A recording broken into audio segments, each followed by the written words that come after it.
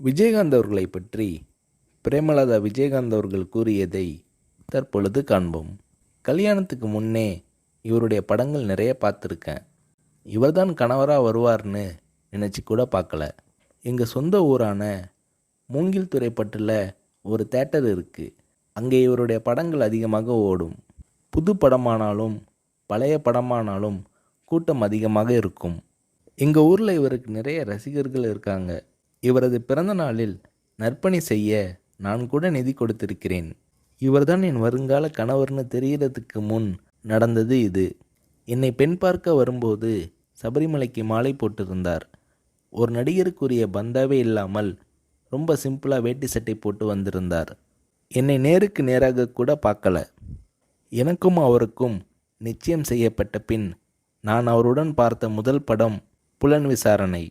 அவர் மதிக்கிற பெரியவங்க கிட்ட எழுந்து நின்று வரவேற்று பணிவாக பேசுவார். அவர் மனசில் ரொம்ப மதிக்கக்கூடிய கலைஞர் மூப்பனார் ஆகியோர்கிட்ட இருந்து ஃபோன் வந்துச்சுன்னா எழுந்து நின்று கை கட்டிக்கிட்டு பணிவாக பேசுவார். என்னை பிரேமான்னு அன்பாக கூப்பிடுவார்.